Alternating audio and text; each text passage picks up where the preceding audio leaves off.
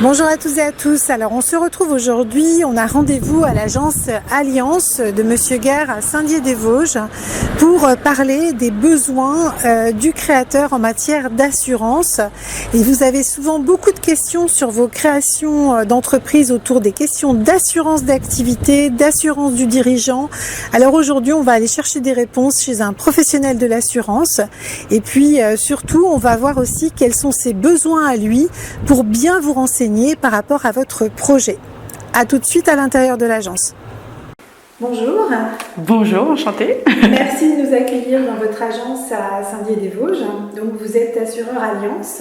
Effectivement. Et on se rencontre aujourd'hui parce que dans la création d'entreprise, la question de l'assurance, en tout cas de l'activité et du créateur, c'est essentiel. Bien sûr. Et vous êtes partie prenante de l'écosystème du créateur et des choix qu'il va devoir faire pour démarrer son activité. Donc, je souhaitais vous rencontrer pour que vous puissiez, de vive voix, expliquer au créateur les différentes assurances auxquelles il va devoir pour lesquelles il va devoir faire des choix et surtout les budgétiser pour son prévisionnel parce qu'on a besoin de chiffrage réel. Bien sûr. En quelques mots, je me présente rapidement. Donc moi, je m'appelle Alice. Je fais partie donc de l'agence Guerre et Régnier. On est un cabinet d'assurance indépendant qui existe depuis plus de 30 ans et on est spécialisé en risque du professionnel, justement. Donc pour vous faire une idée, plus de 50% de notre volume de clients sont des pros. Donc on a de l'expérience dans ce domaine, on a l'habitude et surtout on apprécie accompagner nos auto-entrepreneurs et auto-entrepreneuses dans leurs projets. Aujourd'hui, l'objectif, comme vous l'avez dit, c'est de donner mes conseils, recommandations en termes d'assurance pour être bien couvert lorsqu'on décide de lancer son entreprise. Il y a 5 postes importants auxquels il faut penser et un complémentaire qui pour moi est essentiel dans le monde dans lequel on vit aujourd'hui. D'abord, premier poste, on va parler d'assurance de dommages aux biens. D'accord ? Donc ça peut être à ce moment-là couvrir un véhicule de société, un local, même s'il fait 20 mètres carrés, ou si je travaille de chez moi, si c'est une pièce qui est dédiée. Ça peut être aussi de l'outillage, ça peut être des marchandises transportées, ça peut être du bris de machine. C'est vraiment en fonction de l'activité que je vais faire et de mes besoins. D'accord ? En second, on a tout ce qui est assurance de personnes. Donc à ce moment-là, je parle complémentaire santé, mutuelle, prévoyance en cas de décès et également si je ne peux plus travailler pendant une certaine durée. Donc à ce moment-là, je vais pouvoir percevoir des indemnités journalières. Et dernier point, la retraite, qui concerne aujourd'hui tout le monde, qu'il faut préparer et anticiper, et ça via son entreprise. Ensuite, troisième poste, on parle de tout ce qui est assurance de responsabilité. Donc ça se décline en plusieurs types. En premier, l'assurance professionnelle, si je commets une faute ou une erreur, à un tiers qui puisse être indemnisé. D'exploitation, si je viens à blesser quelqu'un de par mon activité. Responsabilité de chef d'entreprise, si j'ai des salariés, car je suis responsable d'eux et de tout ce qui se passe dans mon entreprise. Et pour les artisans du bâtiment, il va y avoir la responsabilité décennale. Quatrième poste, on passe sur tout ce qui est assurance dite financière. Donc à ce moment-là, qui couvre la perte d'exploitation. Si mon local ou un matériel devient inutilisable et m'empêche de pouvoir exercer pendant X semaines, voire mois, voire parfois des années, je vais pouvoir me couvrir et compenser la perte de chiffre d'affaires qui est liée et qui a été entraînée par cet événement. Cinquième poste, on parle d'assurances qui sont dites collectives. Encore une fois, si j'ai des salariés, je vais être dans l'obligation de mettre en place une complémentaire santé, parfois de la prévoyance et parfois de la retraite. Si je décide d'être en SASU, je suis moi-même salarié de mon entreprise, donc c'est des contrats qui sont aussi obligatoires. Et dernier poste et pas des moindres, qui pour moi aujourd'hui est primordial, c'est la protection juridique. Aujourd'hui, 9 personnes sur 10 ont une protection juridique parce que ce soit les clients, les fournisseurs parfois, les organismes sociaux, les salariés, tout le monde est devenu tellement procédurier que c'est important de se couvrir et de pouvoir confier ce type de litige à des professionnels de qui c'est le métier. D'accord, donc on voit bien que l'ensemble des questions à couvrir est large. Effectivement. Et effectivement, un entrepreneur, il n'a peut-être pas l'idée qu'il va falloir couvrir tout ça et qu'il va devoir aussi faire des choix pour chacun des points. Parce que bien sûr, chaque question entraîne une décision. Par rapport à ces différentes assurances, est-ce qu'on peut avoir différents niveaux de couverture? On revient souvent vers moi avec des devis en main, devis qui ne comprennent pas toujours dans la globalité. Donc on essaye d'analyser, de regarder un peu les éléments.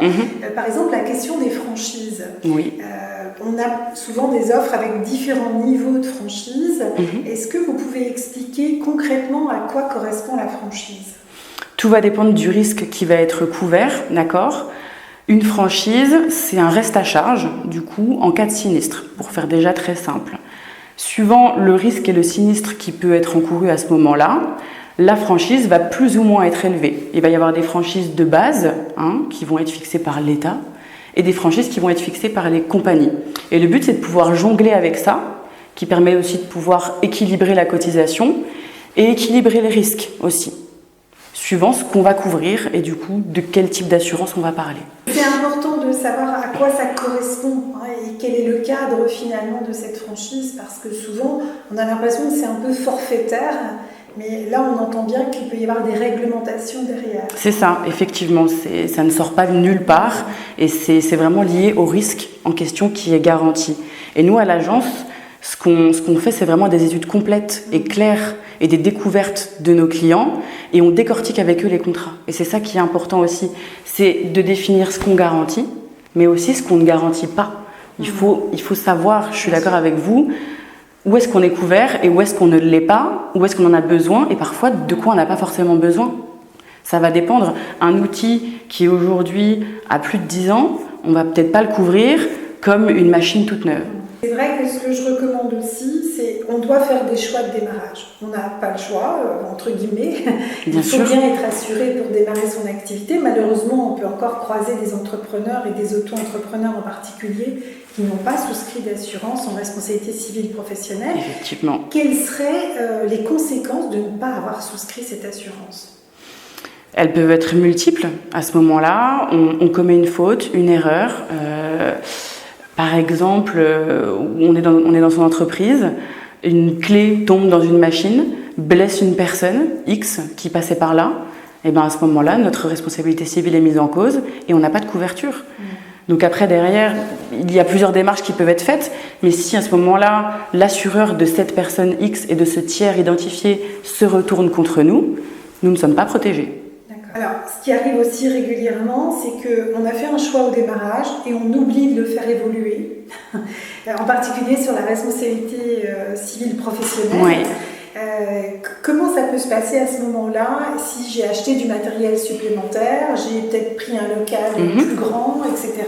Qu'est-ce qui va se passer pour mon assurance? Eh bien, à ce moment-là, on se voit, on fait le point. Vous avez la chance, en tout cas ici, de pouvoir nous téléphoner, de voir quelqu'un en direct, de pouvoir pousser la porte de l'agence. Et nous, on a à cœur de suivre la vie du contrat. On n'est pas là que pour la souscription. Et c'est un petit peu ce qui peut se passer aussi sur nos structures actuelles, qu'on peut voir un petit peu, que ce soit établissement bancaire ou des choses comme ça, où l'interlocuteur est présent pour la souscription du contrat, ça oui, et après on ne le voit plus. Et lors d'un sinistre, à ce moment-là, ou s'il se passe quelque chose, ou s'il y a des évolutions de garantie ou des demandes, on est redirigé vers des plateformes. Et moi, je trouve que quand on est auto-entrepreneur, qu'on décide de lancer son activité, c'est impensable de ne pas pouvoir avoir quelqu'un en direct et une personne qui vous renseigne. Donc nous, on a vraiment à cœur, à ce moment-là, de recevoir nos clients, de faire évoluer les contrats en fonction, d'ajouter, de modifier les garanties, de suivre aussi l'évolution des cotisations. On en a parlé aussi au départ. Ça a un coût, effectivement.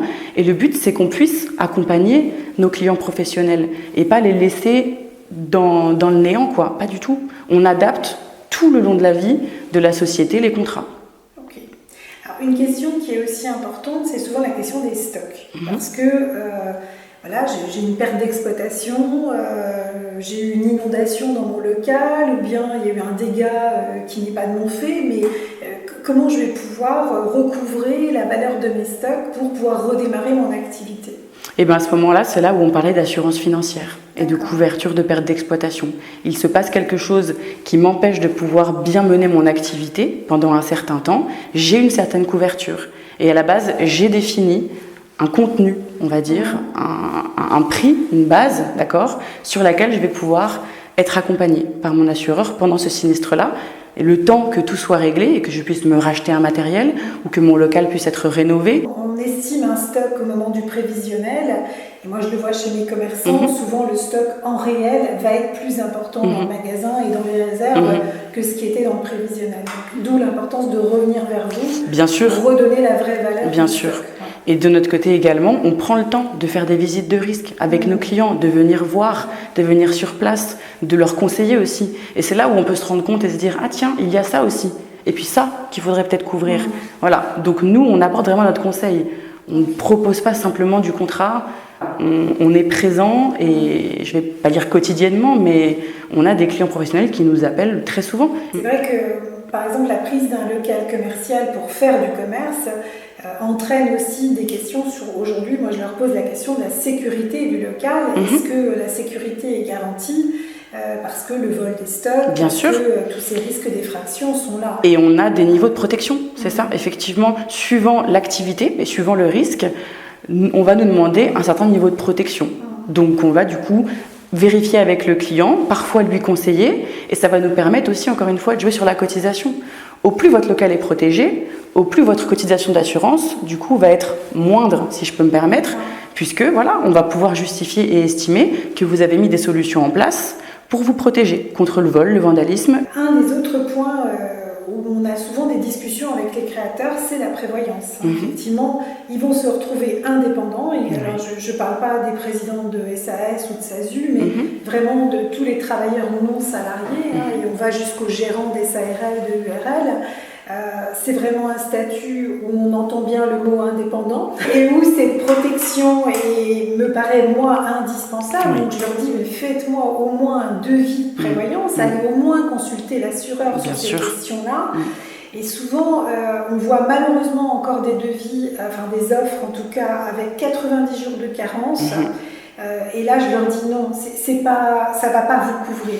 Non. Donc ça, comment vous voyez les choses en matière de prévoyance? Mais encore une fois, on prend le temps de discuter avec notre client professionnel, de lui évoquer les risques qu'il peut encourir, lui donner des exemples aussi de ce qui peut se passer, encore une fois, suivant son activité. Si on est sur de l'artisan, voilà, il peut se blesser très facilement aussi. Maintenant, ça peut arriver à tout le monde, dans le perso ou dans le pro. La prévoyance, moi, c'est un sujet que j'évoque avec tous mes clients. Ce qu'il faut s'imaginer aussi, c'est que quand on se dit qu'on va pouvoir percevoir des indemnités journalières pendant un certain temps, ça peut aussi nous permettre à ce moment-là d'embaucher quelqu'un pendant que nous, on ne peut pas travailler. Ça, c'est des choses aussi auxquelles on ne pense pas forcément. Mais de mettre quelqu'un à notre place avec ce complément qu'on va percevoir pendant le temps où on ne peut pas travailler. Là, en matière d'assurance, quand on parle de protection juridique, moi je viens souvent dessus quand on est dans des métiers de conseil, comme moi j'ai pu souscrire une assurance aussi parce que on peut être mis en défaut de conseil. Bien sûr. Et ça, je pense que c'est aussi important de savoir qu'on peut avoir un appui vraiment d'un avocat avec des services adaptés. Exactement. Comment ça se déroule ce type de contrat ?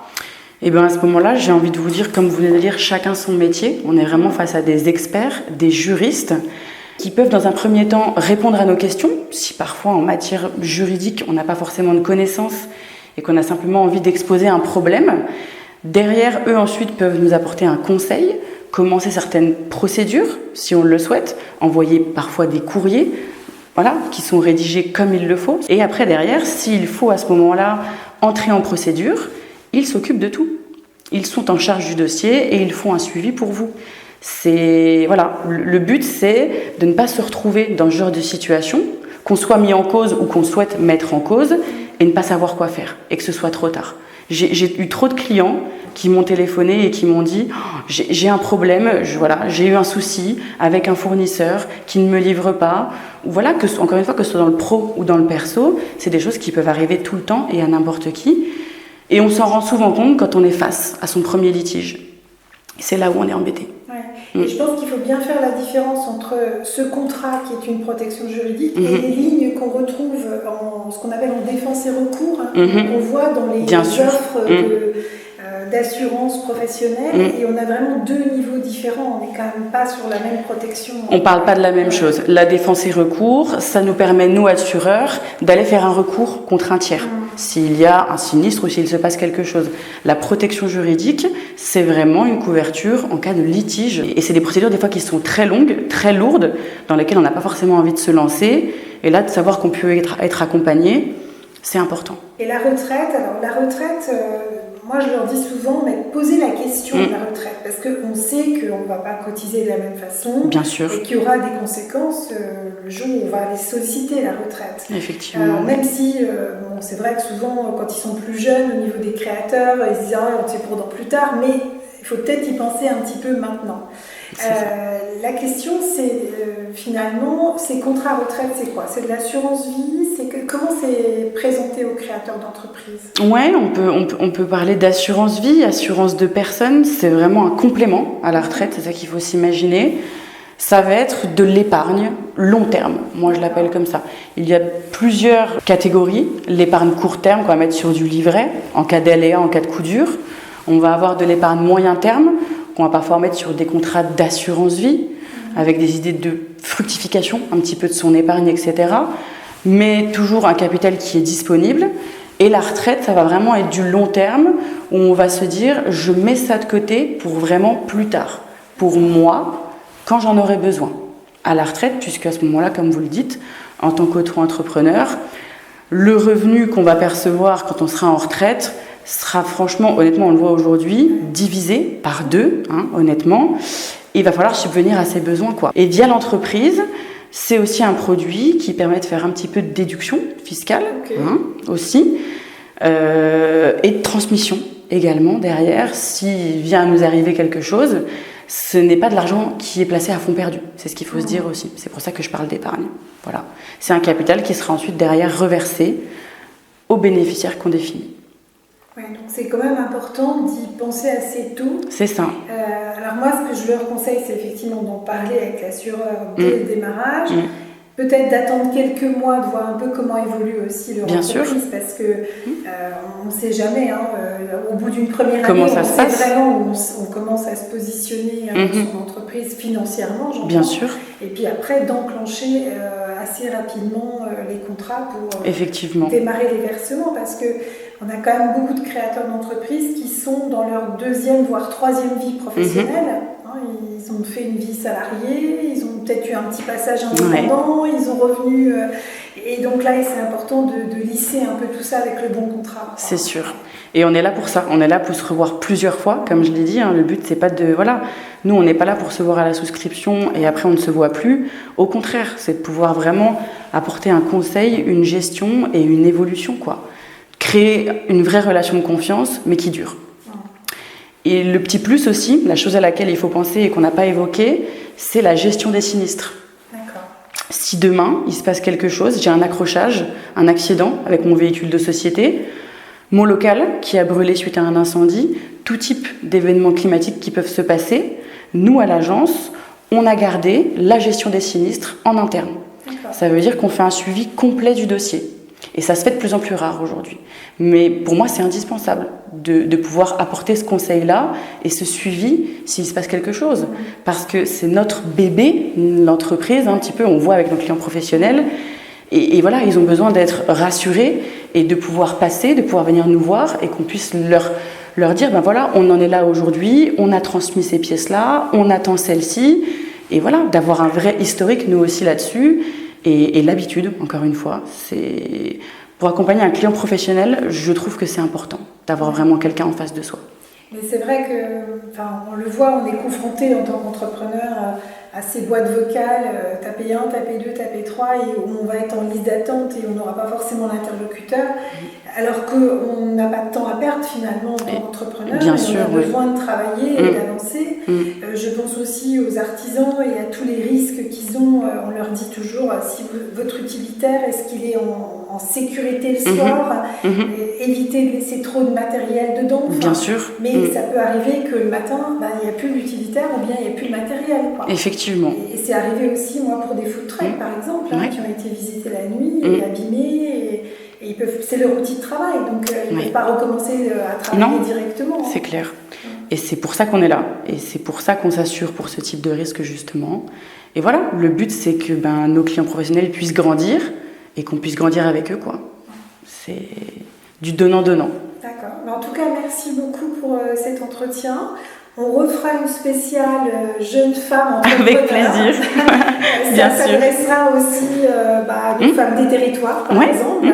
Et puis, ça permettra de poser des questions. Peut-être qu'on pourra le faire aussi en collectif avec femmes des territoires pour poser des questions précises de chacune. Voilà, un petit peu plus spécifiques sur les besoins, les attentes aussi que nos femmes peuvent avoir, auto-entrepreneuses, c'est vrai. C'est pas de problème. Merci, avec plaisir. Merci beaucoup.